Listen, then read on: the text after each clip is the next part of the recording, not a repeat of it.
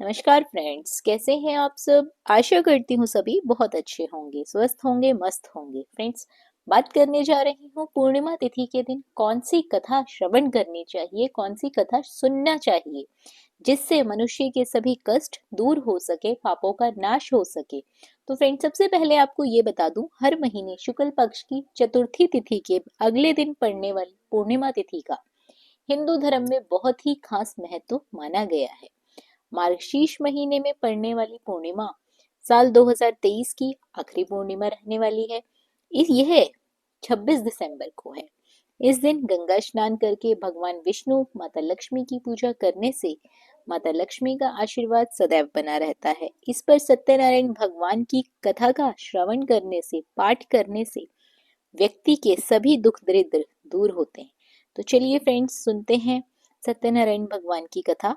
कथा इस प्रकार है। पुराणिक कथा के अनुसार एक बार नारद जी भगवान विष्णु के पास बहुत ही दुखी हृदय से पहुंचे और कहा कि उनसे दुखी मनुष्यों के कष्टों को देखा नहीं जा रहा है।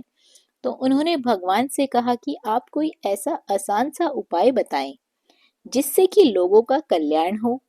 यह सुनकर भगवान श्रीहरि ने कहा कि जो भी व्यक्ति संसारिक सुख और मृत्यु के बाद मोक्ष प्राप्त करना चाहता है, उसे श्री सत्यनारायण भगवान की पूजा और व्रत अवश्य करना चाहिए। भगवान विष्णु ने फिर सत्यनारायण व्रत के बारे में विस्तार पूर्वक बताया। सत्यनारायण कथा के शुरू में भगवान विष्णु और नारद जी के वार्तालाप से श्रीहरि के सत्यनारायण व्रत और पूजन की विधि के वर्णन के साथ राजा उल्कामुख, गरीब लक्कड़हारा, निर्धन ब्राह्मण, साधु वैश्या, लीलावती, कलावती, धनवान व्यवसायी, राजा तुंगध्वज एवं गोपगणों की कथा तक है। कथा सार ग्रहण करने से यह निष्कर्ष निकलता है कि जिस किसी ने सत्य के प्रति श्रद्धा विश्वास किया, उन सबके कार्य सिद्ध हो गए। जैसे लक्कड़हारा, गरीब ब्राह्मण, उल्कामुख, गोपगणों ने सुना कि यह व्रत सुख, सौभाग्य, संतति, संपत्ति सब कुछ देने वाला है, तो सुनते ही श्रद्धा, भक्ति और प्रेम के साथ उन्होंने इस व्रत को किया, कथा का श्रवण किया और सुख भोग कर परलोक में भी वे लोग मोक्ष के अधिकारी हुए।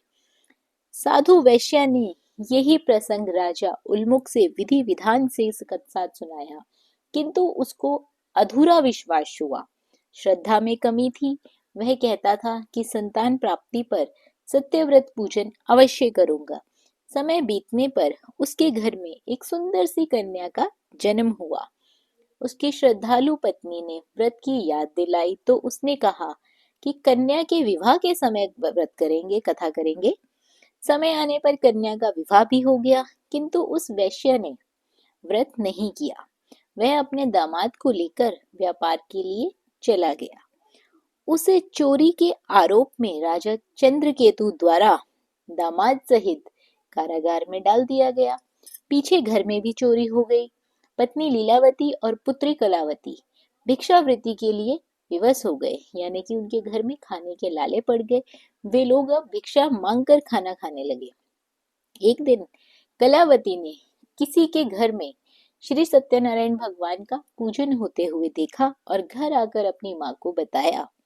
तब माँ ने अगले दिन श्रद्धा भाव से व्रत पूजन करके भगवान श्री सत्यनारायण से अपने पति और दामाद के शीघ्र वापस आने का वरदान मांगा। श्री हरि उस पर प्रसन्न हो गए और स्वप्न में राजा को दोनों को छोड़ने का आदेश दे दिया। राजा ने उनका धन धान्य तथा प्रचुर द्रव्य देकर उन्हें विदा किया। घर आकर पूर्णिमा और संक्रांति को सत्यव्रत का पालन किया और सुख भोग कर मोक्ष को प्राप्त हो गए। तो फ्रेंड्स, इसी प्रकार राजा तुंगध्वज ने वन में गोपगणों को श्री सत्यनारायण भगवान का पूजन करते हुए देखा, किंतु प्रभुता के मद में चूर राजा ने न तो पूजा स्थल गया, न दूर से ही प्रणाम किया, न ही गोपगणों द्वारा दिया गया प्रसाद ग्रहण किया। परिणाम ये हुआ कि राजा के पुत्र, धन धान्य सब कुछ नष्ट हो गए। राजा को एकदम से यह आभास हुआ कि विपत्ति का कारण सत्यदेव भगवान का निरादर तो नहीं है। उसी के बाद उसने तुरंत वन में जाकर गोपगणों को बुलाया, सत्यनारायण भगवान की विधिवत रूप से पूजा करवाई और उन्हीं से उनसे प्रसाद ग्रहण किया।